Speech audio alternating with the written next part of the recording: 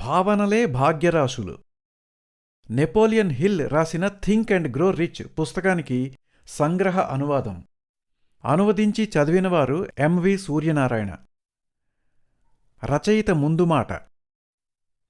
ఈ పుస్తకం రాయమని నన్ను ప్రోత్సహించినవారు ఆండ్రూ కార్నెగీ. అతి సామాన్య స్థాయి నుంచి ఒక బిలియనీర్గా ఎదిగిన తన ప్రస్థానాన్ని వివరిస్తూ ఆ స్థాయికి చేరేందుకు తాను ఆచరించిన రహస్య సూత్రాన్ని నాకు చెప్పారు. ఇది లోకమంతకూ వెల్లడి చెయ్యదగ్గ రహస్యం. దీనిని పుస్తక రూపంలో వివరించేందుకు ఎన్నో ఏళ్లు పట్టవచ్చు. అంత సమయమూ ధైర్యమూ నీకుంటే అది చేపట్టి అది అందరికీ చేరేలా చూడు అన్నారు. వారి స్ఫూర్తి, ప్రోత్సాహం, ఇంకా నా జీవితకాలంలో నాకు పరిచయమైన రాజకీయ నాయకులు, పారిశ్రామికవేత్తలు, కళా సంపన్నులు మొదలైన 500 మంది ప్రముఖుల అనుభవాలు ఈ పుస్తక రచనకి ప్రేరణ. సంపద కేవలం ధనరూపేణా మాత్రమే కాక బలపడిన స్నేహ సంబంధాలు, నిలదొక్కున్న వ్యాపారం, ఆధ్యాత్మిక ఉన్నతి రూపంలో కూడా సాక్షాత్కరిస్తుందని పాఠకులు తెలుసుకుంటారు. ఈ పుస్తకంలోని విషయాలన్నీ వాస్తవాలే, కల్పన కాదు. ఆఖరుగా ఒకటి చెప్పి ఆరంభిస్తాను. అన్ని సంపదలు మన ఆలోచనలో జీవం పోసుకుంటాయి. దాన్ని మనం పెంచి తీర్చిదిద్దిన విధంగా అవి వాస్తవ రూపం సంతరించుకుంటాయి. భావనలోనే భాగ్యములుండును. ఉపోద్ఘాతం. ప్రతి వస్తువు, ప్రతి సంఘటన తొలుత ఒక ఆలోచనే. ఆ ఆలోచనకి దాన్ని సాకారం చెయ్యాలన్న బలమైన కోరిక తోడైనప్పుడు ఆ బీజం అంకురించి వాస్తవ రూపం దాల్చడం ఆరంభిస్తుంది. Edwin C. బార్న్స్ ఒక చురుకైన సాధారణ యువ సేల్స్మన్. తన కాలంలో జగద్విఖ్యాతి నందిన ప్రముఖ శాస్త్రవేత్త, విజ్ఞాన ఆవిష్కర్త థామస్ ఆల్వా ఎడిసన్ తయారు చేసిన పరికరాలు అమ్మి పెడుతూ ఎందరో మిలియన్లు ఆర్జిస్తున్నారు. అది తనకి నల్లేరుమీది నడక. కానీ బార్న్స్ ఆలోచన ఇంకోలా ఉంది. అది థామస్ ఎడిసన్ ఆవిష్కరణలు అమ్ముకుంటూ కాక అతనికే వ్యాపార భాగస్వామి కావాలని. అతని కోరిక ముఖ్య లక్షణం అది అస్పష్టంగా కాక నిర్దుష్టంగానూ స్పష్టంగానూ ఉన్నట్టిది. ఓ పగటికల కాదు, బలమైన ఆకాంక్ష. జరిగి తీరాలి. కాని స్థాయిపరంగా తను నేలమీదుంటే ఎడిసన్ అంతరిక్షంలోని వ్యక్తి. తనెంత ఎత్తుకి ఎదిగితే అక్కడికి చేరుకుని అతనికి వ్యాపార భాగస్వామి కాగలడు? అయితే తన సంకల్పం మహాశక్తివంతమైనది. తలచినదే తడవు. ఇంకే పరిమితులు, పరిస్థితులు దానిని నీరుగార్చనివ్వకుండా చేత కాసైనా లేక గూడ్సుబండీలో నక్కి 100 మైళ్ల దూరంలోని ఎడిసన్ ప్రయోగశాల ఉన్న ఊరికి చేరుతాడు. ఎన్నో ప్రయత్నాల తర్వాత ఎడిసన్ దర్శనం లభిస్తుంది. ఊరు పేరు తెలియని ఆ యువకుడి కోరిక వినగానే, వీడెవడో తాడు బొంగరం లేని ద్రిమ్మరిలాగున్నాడు, నాతో భాగస్వామ్యమేమిటి, పిచ్చి కాబోలు అని అనిపించింది. అతనేం మాట్లాడాడన్నది పక్కన పెడితే అతని కళ్లలో ఏదో ప్రపంచాతీతమైన సంకల్పము, పట్టుదల నాకు గోచరించాయి. ఎవరైతే ఒక లక్ష్యం కోసం జీవితాన్నంతనూ ధారపోసి దాని సాధనలో అహర్నిశలు శ్రమిస్తారో అది వారికి లభిస్తుందని నాకు తెలుసు. అది ఎవరూ ఆపగలిగేది కాదు. అందుకని ఒక అవకాశం ఇద్దాం అని నిర్ణయించుకున్నాను. అది తప్పు కాదని చరిత్ర నిరూపించింది అన్నాడు ఒక సందర్భంలో థామస్ ఎడిసన్. మాటల కన్నా మనసు ప్రధానం. అదే సంకల్పానికి తోడైన బలమైన కోరిక ప్రభావం. దానికి అసాధ్యాలుండవు. బార్న్స్కి కొలువు అంత సులభంగా కుదరలేదు. తనకు మామూలుగా వచ్చే జీతం కన్నా తక్కువకి ఎడిసన్ ప్రయోగశాలలో ఓ చిరుద్యోగిగా కుదురుకున్నాడు. అది తన కాబోయే వ్యాపార భాగస్వామి తనని, తన నైపుణ్యాలని దగ్గరగా చూచే అవకాశం కల్పించింది. అతనికి తెలుసు, తన లక్ష్యసాధన మార్గంలో ఇదొక చిన్న మజిలీ మాత్రమే. ఇంకోటి గ్రహించాడు. లక్ష్యం మీద మనసు కేంద్రీకరించిన కొద్దీ సంకల్పం బలపడుతోంది. సంకల్ప బలం ముందు ఎట్టి అవరోధాలు, వ్యతిరేకతలు పని చెయ్యవని అర్థం చేసుకున్నాడు. కొన్నేళ్లకి మొదటి అవకాశం వచ్చింది. ఎడిగ్రాఫ్ పేరుతో ఎడిసన్ ఒక డిక్టాఫోన్ రూపొందిస్తే దాన్ని అమ్మే అవకాశం కలిగించమని అడిగాడు బార్న్స్. మొదటి యంత్రాన్ని అమ్మినాక మాటల్లో అతని కౌశలానికి ముగ్ధుడైన ఎడిసన్ దేశవ్యాప్తంగా వాటినమ్మే బాధ్యతను అతనికిస్తాడు. క్రమక్రమంగా అతను అమ్మిన ప్రతి ఎడిగ్రాఫ్కి నిర్మాణం ఎడిసన్, బిగింపు బార్న్స్ అని చెప్పుకునేంత ప్రజాదరణ సాధిస్తాడు. అటు తర్వాత సుమారు 30 ఏళ్లు వారిద్దరి వ్యాపార భాగస్వామ్యం కొనసాగింది. బార్న్స్ ఒకటి నిరూపించాడు: సంకల్పానికి బలమైన కాంక్ష తోడై దానికోసం శ్రమిస్తే అసాధ్యమనేది ఉండదని. తనకి డబ్బు లేదు, పెద్ద చదువు లేదు, ఉన్నదంతా గుండెల నిండా ఆత్మవిశ్వాసం, స్థిరమైన లక్ష్యం. ప్రత్యక్ష ప్రపంచంలో సాధ్యమయ్యే ప్రతీదీ అగ్రాహ్యము, అగోచరము అయిన ఆలోచన నుంచే ఉద్భవిస్తుందన్నది వాస్తవం. అయితే కళ్ళెదట సంపదలు కనబడుతున్న చేతికందే వేళకి చతికిలబడిపోయి చేజార్చుకున్న ఒకరిని ఇప్పుడు చూద్దాం. బంగారానికి బారెడు దూరంలో. సుమారు 150 ఏళ్ల క్రితం అమెరికాలోని కొన్ని ప్రాంతాలలో బంగారు గనులు ఉండేవి. తమకున్న పరిజ్ఞానంతో జనులు వాటికోసం తవ్వుకునేవారు. భాగ్యశాలురకి బంగారం దొరికేది. అందరూ పలుగు పార పట్టుకు పరిగెత్తేవారు. అందుకని వాటిని గోల్డ్ రష్, అంటే పసిడి కోసం పరుగుల రోజులు అని అంటారు. ఈ పరుగులో డార్బీ అనే కుటుంబము ఉంది. డార్బీల బాబాయ్ ఒక ఆయన తన పరిజ్ఞానంతో పసిడి భూమిని కొలరాడో ప్రాంతంలో గుర్తించి తవ్వకాలు ఆరంభించాడు. తవ్వగా భూమి కఠినమై భారీ యంత్రాల సహాయం అవసరపడుతుంది. దానికోసం కుటుంబం 50 మంది చేతులు కలిపి నిధులు సమకూర్చుకుని పెట్టుబడే కదా అని యంత్రాలు కొంటారు. యంత్రాలు పనిచేస్తాయి, కానీ బంగారం పడదు. అడుగు అడుగు యంత్రం ఉత్తమట్టిని తోడిపోస్తూ భూగర్భంలోకి పోయే కొద్దీ వీరి ఆశలు ఆకాశంలోకి ఆవిరైపోవడం కొనసాగిస్తాయి. చివరికి నిస్పృహతో ప్రయత్నాన్ని వదిలి ఆ యంత్రాలని కొనేందుకు ముందుకొచ్చిన తుక్కు వ్యాపారులకి అమ్మేస్తారు. అయితే ఒక తుక్కు వ్యాపారి తను కొనుక్కున్న యంత్రాన్ని తీసుకుని డార్బీలు తవ్వి వదిలేసిన చోటికి ఒక భూగర్భశాస్త్ర నిపుణుణ్ణి తీసుకెళ్లి పరీక్ష చేయిస్తాడు. అతడు మట్టి నమూనాలు తీసుకుని అంటాడు: పాపం వాళ్ళకి భూగర్భపు పలకల అమరిక తెలీదు. ఇంత శ్రమ పడి భాగ్యానికి బారెడు దూరంలో విరమించుకున్నారు. ఇదే ఇంకొంచెం తవ్వు అని సూచిస్తాడు. తుక్కు వ్యాపారి ఆ సలహా ప్రకారం తవ్వి అపార పసిడి నిల్వలు సొంతం చేసుకుంటాడు. డార్బీల కుటుంబం కుదేలైపోయింది. అందులో ఆర్యు డార్బీ అందరికన్నా చిన్న. బీమా ఏజెంటుగా చేరి ఒక్కొక్కటిగా కుటుంబపు అప్పులన్నీ తీర్చుకుంటాడు. అయితే ఈ భంగపాటు వల్ల అతనికి ఒకటి తెలిసింది: స్వర్ణం భూమిలో కాదు, బుర్రలో ఉంటుంది. డీలా పడక పట్టు వీడక సాధన సాగించిన వారికి అది చేతికందుతుంది. భూమి తవ్వకంలో నేర్చిన ఈ పాఠం బీమా అమ్మకంలో అక్కరకొచ్చింది. తన వృత్తిలో ఎదురైన ప్రతి తిరస్కారము సంకల్పాన్ని దృఢం చేసింది. డార్బీ ఓసారి పల్లెటూరులో ఉన్న తన మేనమామ ఎస్టేటుకి వెళతాడు. మేనమామకి పెద్ద పొలము, పుట్ర, మిల్లు, పనిచేసేందుకు బోలెడు మంది నల్లజాతి పెద్ద పిన్న. అతను డార్బీని చూచి పలకరించి తన పని తాను చేసుకుంటూనే సంభాషణ కొనసాగిస్తాడు. అప్పుడు మిల్లు తలుపు తెరుచుకుని ఒక చిన్న నల్ల అమ్మాయి లోనికొస్తుంది. మేనమామ చిరాకుపడి ఎందుకొచ్చావు అని అడుగుతాడు. ఆ పిల్ల కళ్ళు పెద్దవి చేసుకుని చూస్తూ, మా అమ్మ ఓ 50 సెంట్లు ఇవ్వమంది అంటుంది. సెంటు లేదు, బంటు లేదు, అవతలకి పో అని కసురుతాడు. యస్సా అని ఆ పిల్ల అంగుళం కదలకుండా అక్కడే నించుంటుంది. మాటల్లో మునిగిన మేనమామ కాసేపటికి పిల్లని చూచి, ఇంకా ఇక్కడే ఉన్నావేం అని అడుగుతాడు. 50 సెంట్లు అంటుంది. చెప్పాను కదా, పోతావా, దీంతో ఒక్క పెట్టు పెట్టనా అని అక్కడున్న పారని ఎత్తుతాడు. డార్బీకి భయమేస్తుంది. అవి బానిసలు యజమానులకి ఎదురుపడి మాట్లాడడం అపచారం అన్న గడ్డు రోజులు. అందులో చిన్నపిల్ల మళ్ళీ ఎస్సా అంటుందే గాని కదలదే. ఇంకాసేపటికి మేనమామ ఆగ్రహం కట్టలు తెంచుకుంటుంది. ఇంకా పోవు, చూడు నేనేం చేస్తానో అని పిల్ల మీద కడతాడు. ఆ పిల్ల ఎత్తిన కన్ను దించకుండా, ఒక్క అంగుళం కూడా బెసక్కుండా అతనంత తీవ్రంగానూ కీచుగొంతుతో అరుస్తుంది, 50 సెంట్లు కావాలి అని ఒక్కొక్క అక్షరాన్నే ఒత్తి పలుకుతూ. అమితాశ్చర్యకరంగా మేనమామ పలుకు పౌరుషము పడిపోతాయి. మౌనంగా జేబులోంచి 50 సెంట్లు తీసి ఆ పిల్ల చేతిలో పెడతాడు. అది అందుకుని పిల్ల వెనక్కి ఒక్కో అడుగు వేసుకుంటూ వెళుతుంది, తను ఇప్పుడిప్పుడే జయించిన పెద్ద మనిషిని రెప్పార్పకుండా చూస్తూ.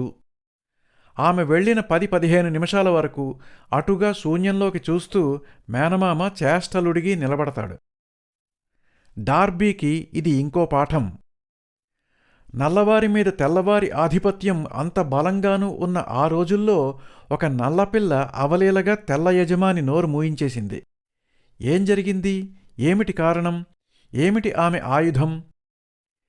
ఇది అని ఏమీ తెలియకున్నా తన వృత్తిలో సవాళ్లు ఎదురైన ప్రతిసారీ ఈ పిల్లని ఏమాత్రం కంగకుండా స్థిరంగానూ స్పష్టంగానూ 50 సెంట్లు కావాలి అంటూ ఒత్తిపలికిన ఆమె మాటలను గుర్తు తెచ్చుకున్నప్పుడల్లా తన ముందున్న సవాలు అతి సామాన్యం అనిపించేది. నేను నీకు పాలసీ చేసి తీరుతాను అని ఆ పిల్లని అనుకరిస్తూ మననం చేసుకుని అన్నంత పని చేయగలుగుతాడు. అనతికాలంలోనే అమెరికాలో ప్రముఖ బీమా ఏజెంట్లలో ఒకడై మిలియన్లు సంపాదించి జీవితంలో సమున్నతంగా సగర్వంగా నిలదొక్కున్నాడు. అతి సామాన్యమైన 2 వైఫల్యాల నుంచి ఒక ఆలోచనాపరుడు నేర్చుకున్న పాఠాలు అతని జీవితానికి అలా మార్గదర్శకమయ్యాయి. డార్బీ వాటిని అలా విశ్లేషించుకోనట్టయితే అవి కలిగించిన తాత్కాలిక నష్టానికి కుంగిపోయి జీవితాన్ని వృధా చేసుకునుండేవాడు. కనుక భాగ్యం భావనలోనే ఉంటుంది, భూమిలోనూ మామ జేబులోనూ కాదు. సంఘటనను జరిగినది జరిగినట్టు చూసుకుని అదో ధన నష్టమనో అవమానమనో కుంగిపోయి రగిలిపోక స్థిమితంగా విశ్లేషించుకునేవారికి ప్రతి ప్రతికూలత తనలో దాచుకున్న ప్రయోజనాలను అనుగ్రహిస్తుంది. విజయస్పృహ ఉన్నవారికి విజయము, అపజయస్పృహ ఉన్నవారికి అపజయము ఫలితం. ఒక పని అవుతుందని అవదని కూడా చాలామంది తమ పరిధి నుంచే చెబుతారు. హెన్రీ ఫోర్డ్ ప్రఖ్యాతి చెందిన V8 ఇంజిన్ తయారు చేయమని తన ఇంజనీర్లకి పురమాయిస్తాడు. కొన్ని వారాలు తర్జన భర్జనలు పడి అబ్బే అది అసాధ్యమండి అని తేల్చేస్తారు ఇంజనీర్లు. అన్ని పదాల్లోకి ఫోర్డుకి నచ్చనిది అసాధ్యం. సరే, మీరు చెప్పేదేదో మీరు చెప్పారు, తయారీ ప్రారంభించండి అని మళ్లీ ఆదేశిస్తాడు. అవదని చెప్పినా మళ్లీ అడుగుతాడే. ఏదో మరిచిపోయి ఉంటామని మళ్లీ ఇంజనీర్లందరూ ఇంకో 2 వారాలు తర్జన భర్జనలు పడి మళ్లీ అంటారు, కుదరదు సార్, వాహనాల సాంకేతికతలో ఇటువంటిది అసాధ్యమని చెప్పాం కదా అని. ఫోర్డ్ వైఖరి ఈసారి తీక్ష్ణమవుతుంది. సరే, 2 సార్లు కుదరదని చెప్పారు, విన్నాను. నాకు V8 ఇంజిన్ కావాలి. అదయ్యే వరకు ప్లాంటులోనే ఉండి పూర్తి చెయ్యండి. ఇంక ఏ సాకులతోనూ నన్ను కలవద్దు అని. అంతే, వాహన రంగంలో ప్రపంచంలోని ఉత్తమ సాంకేతిక ఆవిష్కరణ అయిన V8 ఇంజను రూపుదిద్దుకుంది. ముందు కుదరదు అన్న ఇంజనీర్లకే అది కుదిరింది. మొదట తమ పరిమిత పరిధిలో చూచినప్పుడు అసాధ్యమనిపించిన అది ఒక దార్శనికుడి విస్తృతమైన పరిధిలోంచి చూచినప్పుడు సుసాధ్యమైంది. విజయస్పృహకి నిలువెత్తు నిదర్శనం హెన్రీ ఫోర్డ్. తనకేం కావాలో నిర్దుష్టంగా తెలిసినవాడు. తన సంకల్ప బలము, అది సాకారమవుతుందనే అపార విశ్వాసము అతని విజయ రహస్యాలు. కంటికి కనిపించని ఏ ఈథర్లో అయితే ఈ భూగోళం తేలియాడుతోందో ఆ ఈథర్ ఒక అదృశ్య చైతన్య శక్తి. అది చొరని ప్రదేశం లేదు, మనసుతో సహా. అన్ని ఆలోచనలు దానితో పాటే తేలియాడుతూ ఉంటాయి. ఆకాంక్ష బలం వాటికి జతపడినప్పుడు దానితో కలిసి అవి వాస్తవ రూపం దాలుస్తాయి.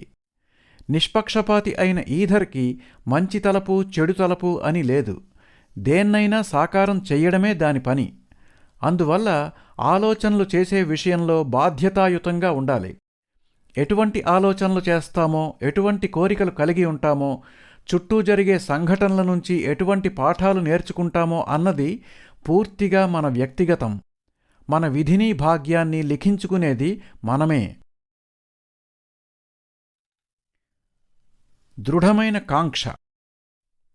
బార్న్స్ ఉదంతంలో మనం గ్రహించినది ఎడిసన్కి వ్యాపార భాగస్వామి కావాలన్నది అతని కోరిక కాదు, ఆశ కాదు, బలమైన కాంక్ష. అతను అడిగి చూద్దాం, ఇస్తే చేద్దాం అనుకోలేదు. అనుకున్నది అనుకున్నట్టు జరక్కపోతే చేకాపుగా ఇంకో కొలువు చూసుకుందాం అన్న ఆలోచన లేదు. అంతగా అతను ఒప్పుకుంటే 3-4 నెలలు పనిచేద్దాం, నచ్చకపోతే ఆ అనుభవంతో ఇంకోటి అనుకోలేదు. ఒక్క బలమైన కాంక్ష. తను ఎడిసన్కి వ్యాపార భాగస్వామి కావాలి, అంతే. కానీలు, కాకపోతేలు, కుదరనట్టయితేలు లేవు. దాటిన ప్రతి వంతెనని కాల్చుకుపోయాడు. వెనక్కి దారి లేదు, వెనుకంజ మనసులోనూ లేదు. సఫలమో సర్వనాశనమో అంతే. అనుక్షణము అభివృద్ధి చెందుతున్న ప్రపంచంలో కొత్త సాంకేతికత, కొత్త నైపుణ్యాలు, కొత్త సదుపాయాలు, కొత్త రవాణా సౌకర్యాలు, సమాచార వ్యవస్థ, ఇలా ఎన్నిటివో కొత్త అవసరాలు పుడుతూనే ఉంటాయి. మనిషి సాధారణ జీవితాన్ని సౌఖ్యవంతం చేసేందుకు నిరంతరం ఆలోచించే స్వాప్నికుల అవసరమూ దీనితో పాటు పెరుగుతూనే ఉంటుంది. ప్రతి కొత్త ఆవిష్కరణ తొలుత ఒక ఆలోచన, ఓరిమి సంకల్పము కలిసిన ఒక స్పష్టమైన స్వప్నం. తనకి తెలియని ఒక కొత్త ప్రపంచాన్ని కనుగొనేందుకు జీవితమంతా వెచ్చించిన కొలంబస్కి అమెరికా సాక్షాత్కరించింది. ఈ ప్రపంచానికి కావలా ఇంకెన్ని ప్రపంచాలున్నాయోననే స్వప్నాన్ని సాకారం చేసుకున్నాడు ఖగోళ శాస్త్రజ్ఞుడు కోపర్నికస్. అబ్బే, ఇవేం కలల్రా బాబూ, అసాధ్యపు కలలు అని అననివారు లేకపోవచ్చు. కానీ అటువంటివి వారి నిశ్చయాన్ని మార్చలేదు. సరైనదని అనిపించిన ఏది సంకల్పించి పనిచేసినా అది సిద్ధించక తప్పదు. ఎందరో ఉద్దండులు అది ఆచరించి విజయులయ్యారు. గుర్రాల సాయం లేకుండా నడిచే బండి కావాలనుకున్న హెన్రీ ఫోర్డ్, విద్యుత్తు వెలుగులతో ప్రపంచాన్ని ప్రకాశమానం చేసిన థామస్ అల్వా ఎడిసన్, నల్లజాతిని బానిసత్వం నుంచి విముక్తులను చేయ సంకల్పించిన అబ్రహాం లింకన్, పక్షిలా తాము ఎగరాలని కలలుగన్న రైట్ సోదరులు, వార్తాహరుల సహకారం లేకుండా సందేశాలను అగ్రాహ్యమైన ఈథర్ గుండా సుదూర ప్రాంతాలకు వ్యాపింపజేసి ప్రపంచమంతా వినిపించగలిగిన మార్కోని వంటి మహనీయుల ఆవిష్కరణలన్నీ ఒకప్పుడు అదృశ్యాలు, ఎవరికైనా చెబితే హాస్యాస్పదాలు అనిపించిన స్వప్న సంకల్పాలే. కానీ ప్రపంచం స్వాప్నికుల పక్షం.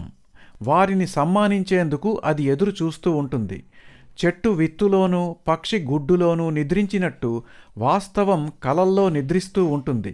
వాటిని అనుసరించి సాగే దీక్షాపరులకు ఎటు చూసినా అవకాశాలే. అయితే అందరి ప్రయాణము నల్లేరుమీది నడక కాదు. దుస్సంఘటనలు, దుర్విధి ప్రస్థానంలో పెను సవాళ్లై నిలుస్తాయి. చాలామందిని కొంగదీసే వాటిని ఆలోచనాపరులు అనుకూలంగా మలుచుకుని శక్తిమంతులవుతారు. ఒక దశలో సర్వమూ పోగొట్టుకొని కారాగారబద్ధుడైన ఓ హెన్రీ జైల్లో రచయితగా రూపాంతరం చెందాడు. మిరుమిట్లు గొలిపే ఎడిసన్ విజయానికి ముందు గాఢాంధకారంలో వేలకొద్దీ వైఫల్యాలు. పోస్టర్లు అంటించుకుంటూ గాలివాటంగా తిరిగిన చార్లెస్ డికెన్స్కి తన ప్రేమ భగ్నమైపోవడంతో అంతర్మథనం మొదలై అతణ్ణి ప్రముఖ రచయితను చేసింది. పుట్టుకతోనే అంధత్వం, బధిరత్వం, మూగతనం దాపురించిన హెలెన్ కెల్లర్ తన చరిత్రను ప్రపంచమంతా శ్లాఘించేలా సువర్ణాక్షరాలతో లిఖించుకుంది. నల్లజాతి బానిస కుటుంబంలో దుర్భర జీవితం గడిపిన బుకర్ టి వాషింగ్టన్ ఓరిమి, పరిణతి కలిగిన తన ఆలోచనా విధానంతో జాతి రత్నమై నిలిచాడు. బీథోవన్కి చెముడు, మిల్టన్ అంధుడు. కానీ వీరంతా బీడు వంటి తమ దౌర్భాగ్య బంజరు జీవితాన్ని దాని మానానికి దాన్ని వదిలేయక దున్ని సాగుచేసి సుసంపన్నం చేసుకున్నవారు. ఎమర్సన్ అన్నట్టు రచనకి సంకల్పిస్తే ప్రతి శబ్దము, వాక్యము జాతీయము, సామెత ఎక్కడెక్కడ్నుంచో నీ మదిలో ప్రవేశించి దాన్ని తేజోమయం చేస్తాయి. నీ హృదయంతో సారూప్యత కలిగిన స్నేహితులు సకాలంలో నీకు జతపడతారు. అయితే కోరుకోవడం, అనుకోవడాలతో సరిపెట్టుకోక స్వప్నం సఫలమయ్యేలా సహనము, స్పష్టత కలిగి శ్రమించిన వారికి అది కరతలామలకమవుతుంది. ఈ సత్యానికి నిరూపణగా నెపోలియన్ హిల్ తన కుమారుడు బ్లెయిర్ హిల్ని ప్రస్తావిస్తాడు. పుట్టుకతో బధిరుడైన అతడు జీవితమంతా వినలేడని తేల్చిన వైద్యుల అభిప్రాయంతో నిస్పృహ చెందక ఎలాగైనా అతనికి వినికిడి తెచ్చి ప్రయోజకుణ్ణి చేద్దామనే సత్సంకల్పంతో అన్వేషించి, పరిశోధించి ఏ చిన్నపాటి సహకారాన్ని అశ్రద్ధ చెయ్యకుండా సద్వినియోగం చేసుకుంటూ సాగుతాడు. అతని సమస్యను తమ సవాలుగా స్వీకరించిన వినికిడి యంత్రపు సంస్థ తమ పరికరాన్ని అతని సహకారంతో మెరుగుపెట్టుకుని అతనికే అమర్చి అతనికి వినికిడి సాధ్యం చేస్తుంది. అతడు జన్మతః సంక్రమించిన బలహీనతను అధిగమించి తదుపరి స్వశక్తితో ప్రయోజకుడై తన ఉపన్యాసాలతో సమాజాన్ని స్ఫూర్తిమంతం చేస్తాడు. షూమన్ హెయింక్ అనే గాయని తనకి అవకాశం ఇప్పించవలసిందని కోరితే వియన్నాలోని ఓపెరా అధినేత ఆమె గొంతు విని అపహాస్యం చేసి నువ్వెన్నటికీ గాయనివి కాలేవని కుట్టుమిషను కొనుక్కుని జీవితం సాగించమని సలహా ఇస్తాడు. అయితే గాత్రంలోనూ రికార్డింగులోనూ మాత్రమే మెళకువలు తెలిసిన తను శ్రమించే స్వప్నము సంకల్పశక్తులు మనిషిని ఏ స్థాయికి చేరుస్తాయో అంచనా వెయ్యలేకపోయేనని, తన అజ్ఞానానికి అనతికాలంలోనే ప్రముఖ గాయనిగా పేరు తెచ్చుకున్న ఆమె ఖ్యాతిని ప్రత్యక్షంగా చూసినాక చింతిస్తాడు. స్పష్టమూ నిర్దుష్టమూ అయిన స్వప్నం సంకల్పశక్తితోనూ శ్రమతోనూ సాకారమవుతుందనేందుకు ఈ ఉదాహరణలన్నీ నిరూపణ. నమ్మకం. సంకల్పానికి ఆలోచన బీజం. సుక్షేత్రంలో సాగు చెయ్యబడ్డ విత్తనం వృద్ధినందినట్టు ఒక స్పందనగా స్ఫురించిన ఆలోచన వాస్తవ రూపంలో ప్రభవించేందుకు దానికి ముఖ్యమైన పోషకాలు అవసరం. అటువంటి ముఖ్య పోషకం అది సాధ్యమేనన్న నమ్మకం. ఆలోచన బుద్ధికి సంబంధించినది, నమ్మకం హృదయానికి సంబంధించినది. ఐడియా వస్తే చాలదు, దాన్ని పెంచి పోషించేందుకు అది సాకారమవుతుందన్న నమ్మకం లేదా విశ్వాసం పుష్కలంగా కావాలి. లేనప్పుడు మదిలోని ఆలోచన నీటి బుడగ మాదిరి ఓ క్షణం ఉండి మాయమవుతుంది. మదిలో కలిగిన ప్రతి తలపు విశ్వంలోని అనంత మేధస్సు అంటే ఇన్ఫైనైట్ ఇంటెలిజెన్స్ లోని మిగతా వారి ఆలోచనలతో చేరుతుంది. ఇలా ఎప్పటినుంచో నిరంతరంగా అందరూ చేస్తున్న ఆలోచనలతో నిండుకుండలా తొణికిసలాడుతున్న అనంత మేధో సంపత్తిలోకి ఇంకా కొత్త ఆలోచనలు చేరుతూనే ఉన్నాయి. అన్ని సమస్యలకి పరిష్కారాలు ఇందులో ఉన్నాయి. నమ్మకంతో బలపడిన సంకల్పం తన సాఫల్యానికి ఈ ఖజానా నుంచి అవసరమైన సమాధానాలు, విధానాలు, పరిష్కారాలు తన దిశగా ఆకర్షించుకుంటుంది. ఈ ఉమ్మడి శక్తి అంతవరకు అంతరంగము అదృశ్యము అయిన సంకల్పానికి బహిరంగము గోచరము అయిన వాస్తవ రూపాన్ని కల్పిస్తుంది. ప్రార్థనలోని శక్తి ఇదే. నిర్ణీత సమయంలో మతాతీతంగా అందరూ మౌన ధ్యానంతో చేసే ప్రార్థనలు ఫలించేందుకు ఇదే కారణం. ధ్యానించే సమయంలో మనం ఒంటరివారమే అయినా మన ప్రార్థన అప్పటికే అనంత మేధో సంపత్తిలో నినదిస్తున్న ఇతరుల ప్రార్థనలతో కలిసి శక్తిమంతమవుతుంది. నమ్మకం, ప్రేమ, కామం ఈ మూడు భావనల శక్తి అపరిమితం. ప్రేమ, నమ్మకం మానసికం, కామం శారీరకం. తలచిన తలపు సాకారమయ్యే క్రమంలో ఈ మూడు భావనల పాత్ర అమితం. అసలు ఏ నమ్మకము లేనివారికి కూడా నమ్మకం కలిగి బలపడవచ్చు. అయితే ఇది ఎవరికి వారే కలిగించుకునేది. ఒకటి నమ్ముదామనుకునే నిర్ణయం. ఇది ఊరికే అనుకోవడం కాదు, అది భావోద్వేగంతో కలవాలి, అంటే ఎమోషన్. మీ బిడ్డకి లెక్కల్లో మార్కులు 100కి 100 వచ్చినప్పుడు కలిగే అనుభూతి పరాయి బిడ్డ సాధించినప్పుడు ఉండదు. అక్కడ ఈ భావోద్వేగం లేదు కనుక. భావోద్వేగం హృదయానికి సంబంధించినది. అది బలంగా ఉన్నప్పుడు దాని ముందు ఇంకే తర్కమూ పనిచెయ్యదు. భావోద్వేగం కలిగించిన ఆవేశానికి ప్రాణాలను లెక్క చెయ్యని తెగింపు ఉంటుంది. ఇది పశువుల్లోనూ చూస్తాం. తన దూడ క్షేమం కోసం ఎంత ప్రమాదాన్నైనా ఎదుర్కొనే ఆవులకి ప్రేరక శక్తి ఇదే. మనుషుల్లో అయితే ఈ భావోద్వేగం కలిగించుకోవడం కూడా ఒక నిర్ణయమే. ఒక మతాన్ని, ఒక రాజకీయ పార్టీని ఆరాధించి అభిమానించే నిర్ణయం తీసుకున్నవారు అందుకోసం అవసరమైతే ప్రాణాలు కూడా తీసేందుకు, ఇచ్చేందుకు కూడా సిద్ధపడతారు. ఇక్కడికి 3 అయ్యాయి. 1 మదిలో కలిగిన తలపు, 2 అది సాధ్యమేనన్న నమ్మకం, 3 ఆ నమ్మకాన్ని పెంచి పోషించే భావోద్వేగం. అయితే ఇవి 3 కలిగితే సరిపోదు. ఈరోజు ఒకలా ఉన్న మనస్థితి రేపటికి మారిపోవచ్చు, బలహీనపడిపోవచ్చు. మత విశ్వాసంలోనూ రాజకీయంలోనూ మన భావోద్వేగాన్ని సజీవంగా ఉంచేందుకు ఎవరో ఒకరు ఉపదేశాలు, ఉపన్యాసాలు ఇస్తూ మరుపు రానివ్వరు కనుక అది నిలిచి ఉంటుంది. మన వ్యక్తిగత ఆశయాలకి అది ఉండదు. అది ఎవరికి వారు చేసుకోవలసినదే. అందుకు స్వయం సూచనలు అంటే ఆటో సజెషన్ని అభ్యసించాలి. ఆటో సజెషన్ అంటే మనకి మనం చేసుకునే హిప్నాటిజం. నిరంతరము మనకి మనం చేసుకునే సూచనలు ఒకనాటికి మన అంతశ్చేతన అంటే సబ్కాన్షియస్లో నిక్షిప్తమైపోతాయి. ఇది మనకి అనుభవమే. వాహనం నేర్చుకునే కొత్తలో క్లచ్చు నొక్కడం, గేరు మార్చడం, గ్యాస్ పెడలు నొక్కడం, ఇండికేటర్ ఇవ్వడం, ఏదైనా అడ్డొస్తే బ్రేకు వెయ్యడం అన్నీ సంకల్పించి చేస్తాం. క్రమేపీ ఈ సూచనలు అంతశ్చేతన ఖజానాలో జమ అయిపోతాయి. అప్పటినుంచి ఏ సూచనలు అవసరం లేకుండానే ఏవో పాటలు వింటూ మాట్లాడుతూ కూడా ఇవన్నీ చేస్తాం. వింటున్న పాటలోనూ మాటలోనూ ఎంత లీనమైనప్పటికీ ఎదటి వాహనం నెమ్మదించినప్పుడు మనము వేగం తగ్గించడం, అందుకు అనుగుణంగా గేరు మార్చడం, ఇండికేటర్ ఇవ్వడం చేస్తాం. ఈ సూచనలు వచ్చేది మన బుద్ధి పాటలు మాటలు వింటున్న అరనుంచి కాక వేరే అరనుంచి.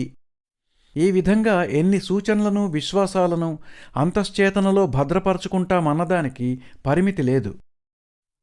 కనుక సాధిద్దామనుకున్న ఆశయం సాకారం కావాలంటే అది సాధ్యమేనన్న బలమైన నమ్మకం, అందుకోసం ఏమైనా చేద్దామన్న తెగింపుకి అవసరమైన భావోద్వేగము నిరంతరము ఆరని జ్యోతిలా ప్రజ్వరిల్లుతూనే ఉండాలి. ఇవి మరుపుకి రాకుండా అంతశ్చేతనలో వీటిని భద్రపరుచుకోవాలి. ఇందుకోసం స్వయం సూచన అంటే ఆటో సజెషన్ను ప్రతిరోజు నిర్ణీత సమయంలో అభ్యసించాలి. అందుకు మన ఆశయము, అందుకు అవసరమైన కార్యాచరణ నిర్దుష్టంగా రాసుకోవాలి. అది హృదయస్థం అయ్యే వరకు అనుదినము పారాయణ చేసుకుంటూ కార్యాచరణని అమల్లో పెట్టాలి. గాలివాటపు పగటి కలలు సాకారం కావు. కలలకి నిర్దుష్టత ఉండాలి. అందుకే అది రాసుకుని అనుదినము చదువుకుని అవసరమైతే తగు మార్పులు చేసుకుంటూ ఆచరణ సాగించాలి.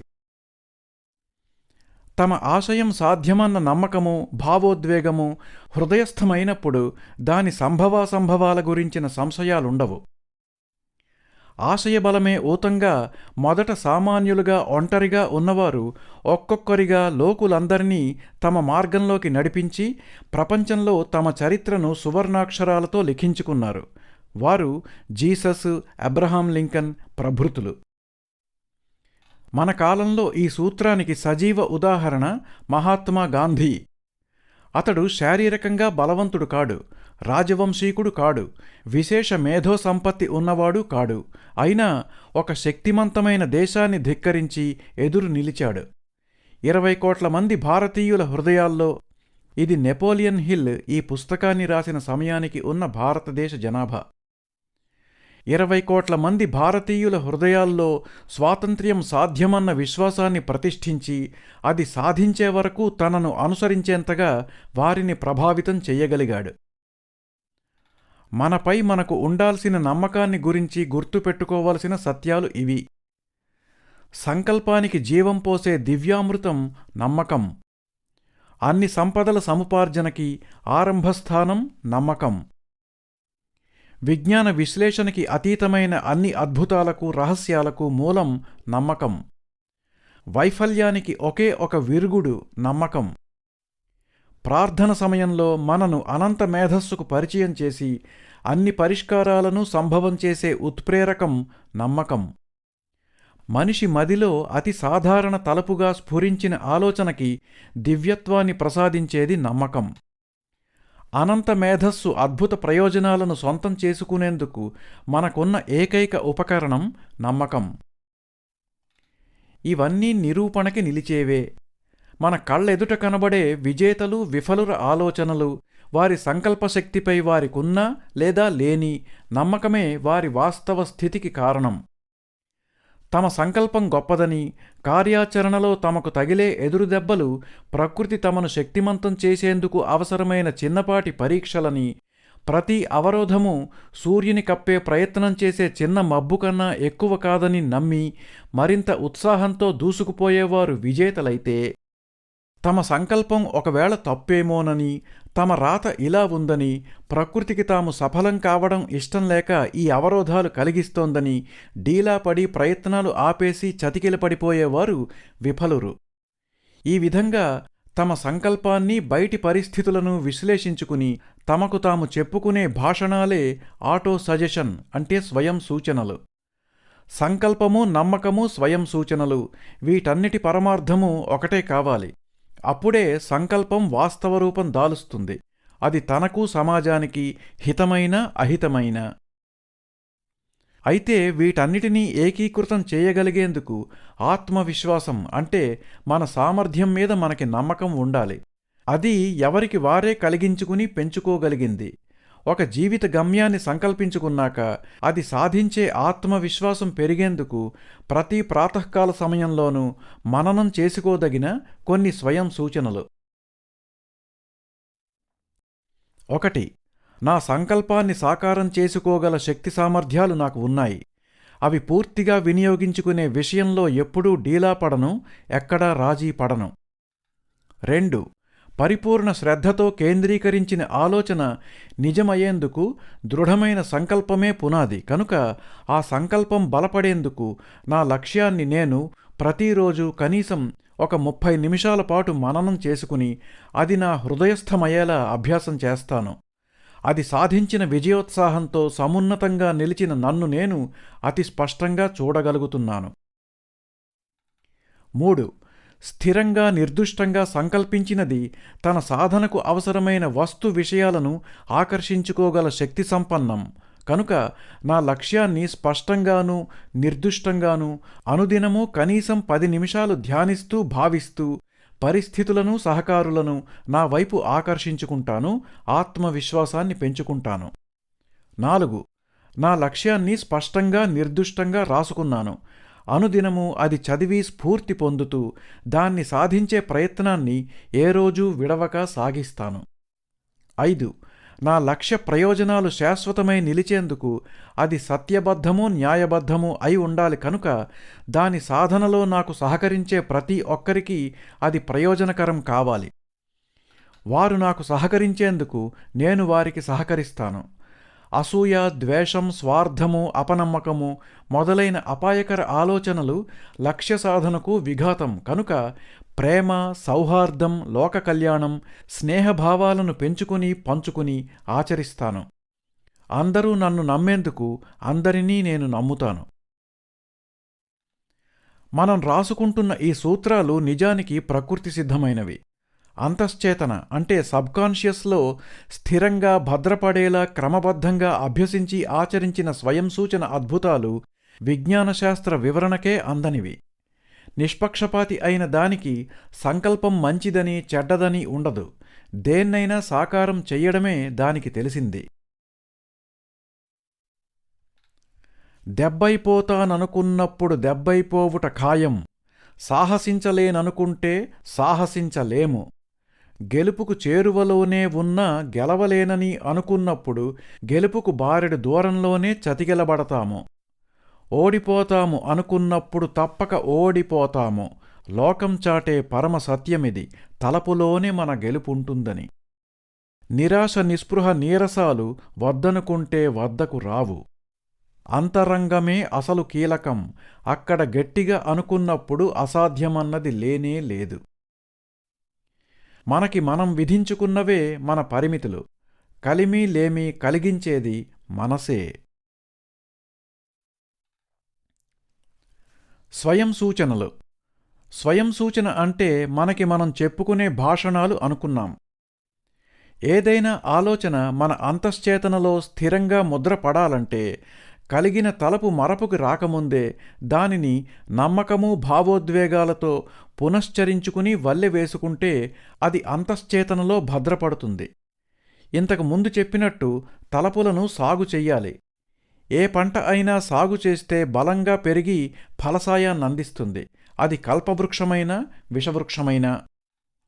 ఈ సాగులో భాగమే స్వయం సూచన. ఇది ఎవరికి వారు చేసుకోవలసింది. రోజురోజుకీ నేను బాగుపడుతున్నాను అంటుంది ఎమిలీ కో. ఈ రోజువారీ దినచర్యలో ముఖ్య వ్యాపకం సంకల్పాన్ని గాలికొదిలేయకుండా సాకారం చేసుకునే సాగు. ఇది పరిశ్రమ అనుకుంటే పరిశ్రమే, అలవాటనుకుంటే అలవాటే. పొందాలనుకునేది సొంతం కావాలంటే ఖరీదు చెల్లించుకోవాల్సిందే. ఉచితంగా ఏదీ దఖలు పడదు. ఇప్పుడు ఏకాగ్రత అని ఇంకో ముఖ్యాంశం అవసరం.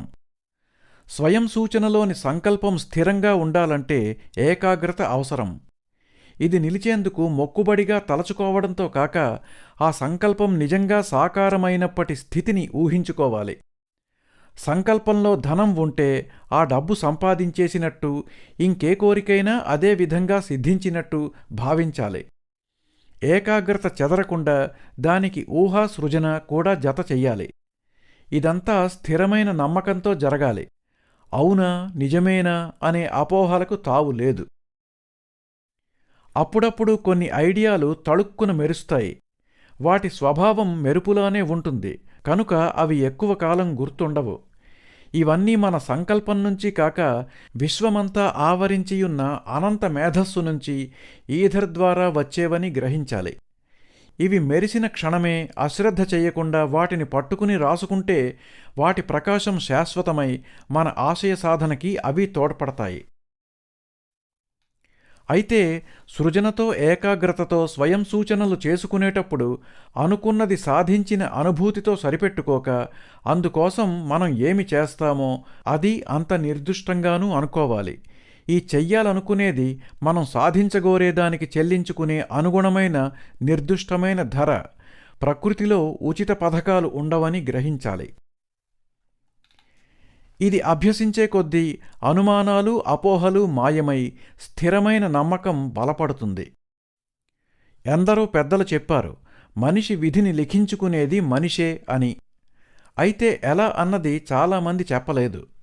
మనిషి తన విధికి అవసరమైన వనరులు పరిస్థితులు ఆకర్షించుకోగలిగేలా అంతశ్చేతనను ఆలోచనాశక్తిని కేంద్రీకరించుకోగల సమర్థుడు కాబట్టే అతని విధి అతని అధీనమై ఉంటుందని వారు చెప్పదలుచుకున్నారని మనం గ్రహించాలి.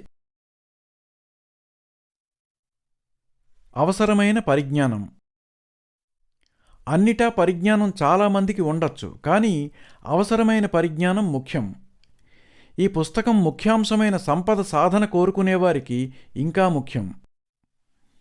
హెన్రీ ఫోర్డ్కి ప్రపంచ విషయాల్లోనూ, ఆ మాటకొస్తే అందరికీ తెలిసిన సామాన్య విషయాల్లోనూ ఉన్న పరిజ్ఞానం తక్కువ. ఒక పేపరు వారు తనపై అనుచిత వ్యాఖ్యలు చేశారని వారిపై ఫోర్డు పరువు నష్టం దావా వేస్తాడు. కొన్ని ప్రశ్నలకి సమాధానాలు ఇవ్వలేకపోవడం, నిరాకరించడం చూసి అవతలి న్యాయవాది అతనికి ప్రాథమిక విద్యా పరిజ్ఞానము లేవని తేల్చేశాడు. అందులో ఒక ప్రశ్న, ఫలానా యుద్ధానికి బ్రిటన్ పంపిన సైనికుల సంఖ్య ఎంత అని. దానికి ఫోర్డు సమాధానం, యుద్ధం నుంచి ఇంటికి తిరిగెళ్లిన వాళ్లకన్నా ఎక్కువే అని. ఇటువంటి కొన్ని ప్రశ్నల తర్వాత విసుగెత్తి ఫోర్డ్ అంటాడు, నువ్వు అడిగిన ప్రతి ప్రశ్నకి నా దగ్గర సమాధానం లేకపోవచ్చు, కానీ నీకన్నా బాగా వాటి సమాధానం తెలిసిన వాళ్లను రప్పించి చెప్పించుకునే పుష్ బటన్లు నా టేబుల్ మీద ఉన్నాయి. అవి నొక్కి ఎటువంటి ప్రశ్నకైనా సమాధానం రప్పించుకోగలను అని. ఫోర్డు దార్శనికుడు. అన్నిటా పరిజ్ఞానం కాదు, అవసరమైనదే అసలు జ్ఞానం అన్నది తెలుసుకుని ఆచరించి సఫలుడయ్యాడు. ఫోర్డు, స్టీలు దిగ్గజం Andrew Carnegie, Thomas Alva Edison వంటి ఎందరో ప్రముఖులకు తాము దిగ్విజయంగా నిర్వహిస్తున్న వ్యాపారంలోని సూక్ష్మ సాంకేతిక అంశాలు తెలీదు, కానీ అవసరమైనప్పుడు అవి ఎలా తెలుసుకోవాలన్నది వారు బాగా ఎరుగుదురు. ఇందుకోసం వారు మాస్టర్ మైండ్ గ్రూపులు తయారు చేసుకున్నారు. అంటే తమ సంకల్పంతో సారూప్యం కలిగిన ఇతర మేధస్సుల సమూహం, మేధోనిధి. తనకి స్టీలు వ్యాపారం గురించి తెలిసినది అతి స్వల్పమైన, ఆ రంగంలో మకుటం లేని మహారాజుగా ఎదిగినది, అందుకు అవసరమైన పరిష్కారాలు సూచనలు ఈ మేధోనిధి నుంచి లభించడం వల్లనే అంటారు ఆండ్రూ కార్నెగీ. మనం ఏమి సాధించాలనుకుంటామో ఆ లక్ష్యమే మనకి ఏ పరిజ్ఞానం అవసరమో నిర్దేశిస్తుంది. అది సంపాదించాలి. దాని సాధనలో మట్టుకు అశ్రద్ధ కూడదు. అహరహం శ్రమించి అది సాధించాలి. కొలంబియా విశ్వవిద్యాలయ విద్యార్థులకు ఇచ్చిన ఉపన్యాసంలో రాబర్ట్ పి. మూర్ అంటాడు, పుస్తకాలు చదివి సంపాదించిన మార్కులు కాదు సంస్థలు చూసేది. ఒక పరిశ్రమ నిర్వాహకులు నాకు ఇలా రాశారు, గుణము తెలివితేటలు వ్యక్తిత్వము ఉన్న వాళ్లని పంపండి, మార్కులతో నిమిత్తం లేకుండా. మాకు అవసరమైన విధంగా మేము తయారు చేసుకుంటాం అని. చదువైపోగానే ఎంచుకున్న రంగంలోని అవసరమైన పరిజ్ఞానం నిమిత్తం విద్యార్థులు ఆ రంగ నిపుణుల నాయకత్వంలో సహాయకులుగా కొన్నేళ్లు పని చెయ్యాలి, జీతానికి ఆశించకుండా. ఆశయ సాధనకి పనికిరాని పరిజ్ఞానం వ్యర్థం. పట్టభద్రులైతే సరిపోదు, పట్టాలు ప్రసాదించేది అవసరమైనది అభ్యసించేందుకు అవసరమైన అక్షర జ్ఞానాన్ని అని అర్థం చేసుకుని అంతతో ఆపేయకుండా ప్రత్యేక కౌశలాలు సాధించాలి. ఎంత వయసొచ్చేంత వరకు ఇలా అంటే దీనికి వయస్సుతో నిమిత్తం లేదు. ఇంజనీర్లుగా ప్రఖ్యాతి చెంది బాగా ఆర్జించినాక వృత్తిలో ఉత్తేజం తగ్గిందని అనుకునేవారు న్యాయవాదాన్ని అభ్యసించి అందులోనూ రాణించిన ఉదాహరణలు నాకు తెలుసు. ప్రస్తుత స్థితి హీనమనిపిస్తే అందులోంచి ఉన్నత స్థితి చేరేందుకు అవకాశాలకై అన్ని వైపులా వెదకాలి. ఇదే రాసిపెట్టి ఉంది, ఇంతకు మించి ఎదగలేను అనే నిస్పృహకి తావివ్వకూడదు. ప్రయత్నం ఆపక సంకల్పంతో కొనసాగిస్తే అవకాశాలు ఏదో రూపంలో వచ్చి తీరతాయి. విడవక అన్వేషిస్తూ అనుసరించే సంకల్పమే ముఖ్యం. ఎదిగే స్వభావము ఒక అలవాటే, అది చేసుకుంటే అలవాటవుతుంది. మిగతాది రెండో భాగంలో.